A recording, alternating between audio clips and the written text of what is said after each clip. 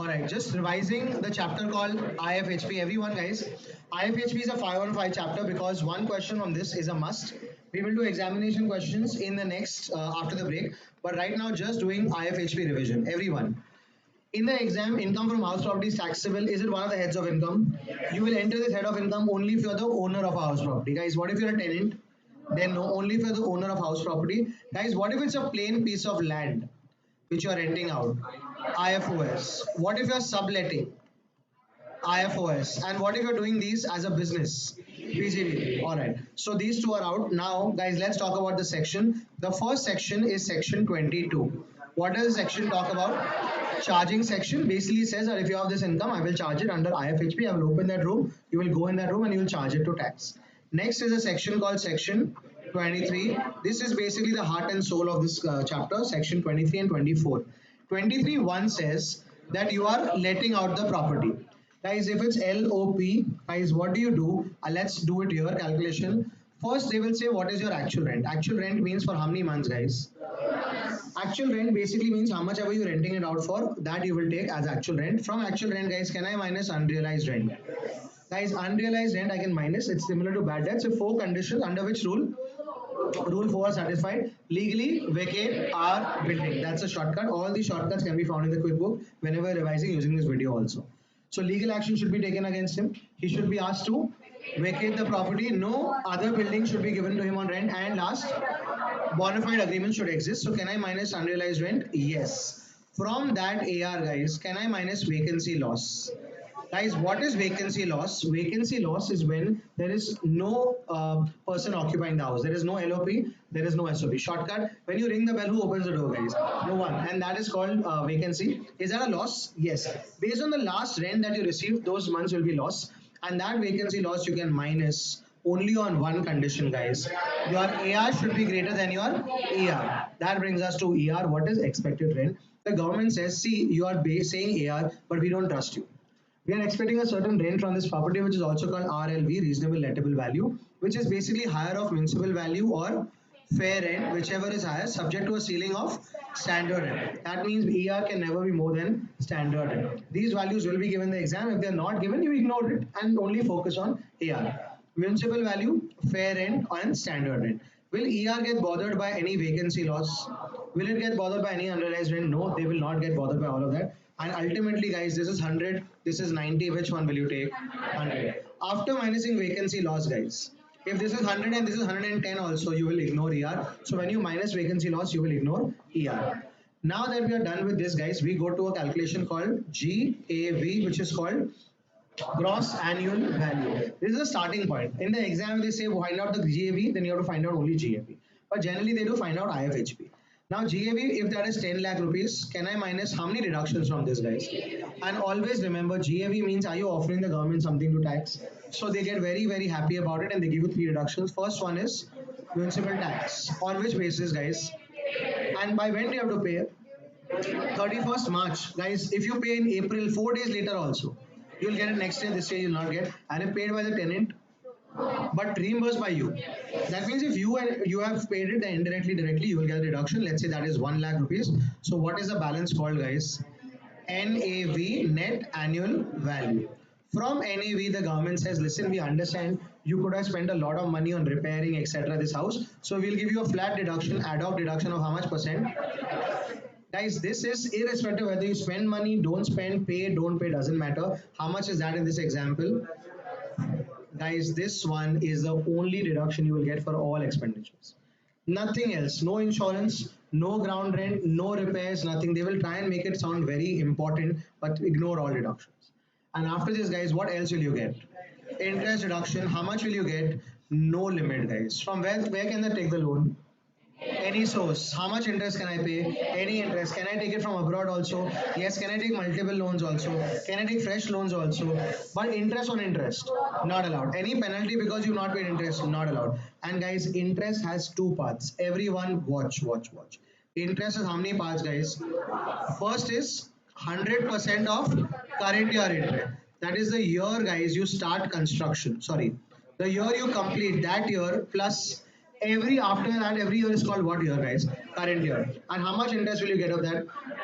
This will be the easier part in the exam. Take that and put it.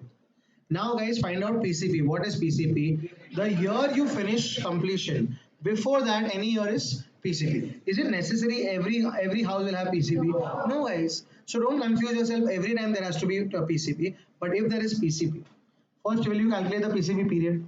Then will you calculate the interest? And that interest is it allowed to you? Yes, but in how many sizes, guys? As a cake or as a pastry? How many pastries, guys? Five. In how many years? Equal pastries over consecutive years. Can I choose the years? No. The year you complete that year and how many more years? Guys? Four. Excellent. So this is PCP. How much do I get? 1/5. Besides this, guys, this interest calculation, is it the same throughout the chapter? Yes. Whether LOP, SOP, DLOP doesn't matter, it's the same calculation. And guys, no other condition for LOP. Next, guys, 23(2). SOP is what are you doing with the house, guys? Self. What if I can't occupy it because of transfer, business, etc.? As long as I'm not renting it, it's SOP. How many SOPs can I have? Can I have one SOP in India, one abroad also? Yes. And what is the benefit of SOP? Everything is 0, 0, 0. Why? Because if you're self-occupying, who's going to pay you rent? No one. So it's 0 except interest deduction. So is it a benefit, guys? Yes, this is a benefit, and the benefit is a loss. Why is loss a benefit? Tax benefit can be set off against other incomes, and guys, this benefit can be maximum how much? 2 lakh per person, guys. This benefit is maximum 2 lakh per person per annum. Guys, cap is 1 per person. So this is a cap of 2 lakh, and this 2 lakh you can take only if you satisfy how many conditions? Certify 5 accounts for the loan should be taken on or after 1499. It should be only for acquisition, construction. If construction, it should be completed within after the year of construction starting, after that 5 years, and a certificate should be obtained. Only then 2 lakh. Otherwise, straight. Guys, one SOP I have 2 lakh. One SOP I have 30,000. Per person is 30,000. It'll drop to 30,000. Next, guys, 23(3). LOP plus SOP, which is equal to, guys, this is not portion. This is part of the year part. This is not portion. Portion is separate. This is for 10 months I was LOP, 2 months I was SOP. 23(4).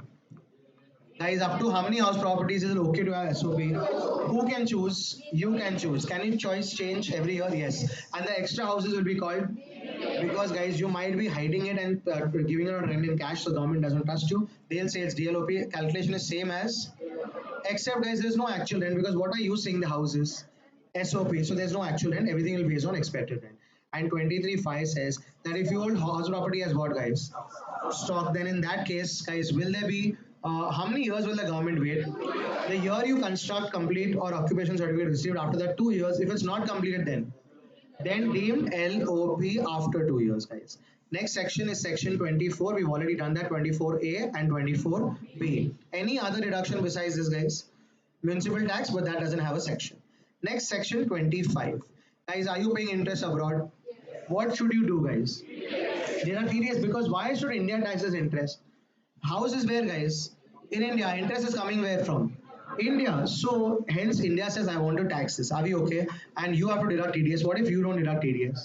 No interest deduction. This is called disallowance. What is it called, guys? Disallowance. Section 25A.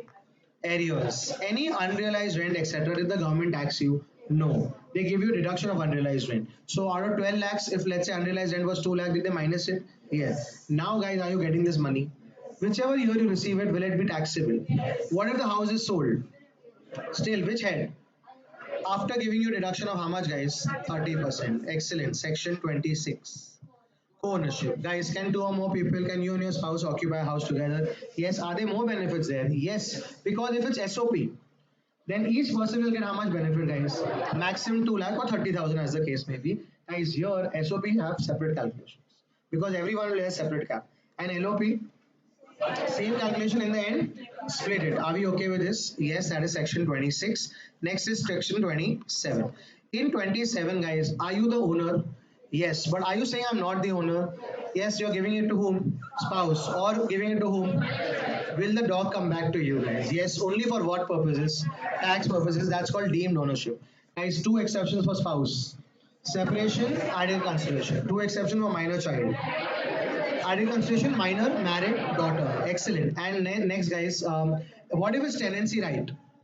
You're the deemed owner. What if it's part performance and you're saying registration is not done? You're the deemed owner. What if it's impartable estate? You are the deemed owner, guys. All these concepts, guys. What if it's a portion of the house which is rented out and portion is SOP? Will you do two separate calculations? Yes, based on percentage. And will you apportion everything? SOP, what will you apportion, guys? Interest. LOP, what will you apportion? Municipal value, fair rent, standard rent, municipal, everything you will apportion. Are we okay? Guys, this is apportioning. We all know what is apportioning. Guys, do you all know what is apportioning? If someone told you divide your family's property into two halves, Anil Ambani, Mukesh Ambani, you know, guys, the exact half you will do. Same thing you have to do here also. And guys, what if it's composite rent? That means for house property also plus furniture, services, etc. Then where will it house property be taxed? Where will the others be taxed? IFOS. Guys, what if separation is not given? Yes, they say that we can't give a furniture etc. 30% reduction, so everything in the IFO. And guys, what if you have a house property abroad? For a non-resident, will it be taxable? No. But for a resident, guys, is he always crying? Especially ROR, which we will see in the next chapter, residential status. But for this guy who's always crying, the government feels that this one will be taxed. So will you tax it in India? Same basis, same head, same deduction. Everything same. And guys, even if SOP is there, will you get a benefit? Yes, the same manner. Yes, guys, every time you want to revise, watch this video, read your notes, and over to questions, questions, questions. Get 6 marks from this chapter. Thank you so much. End of day. Now I'll see you guys in half an hour. Thank you.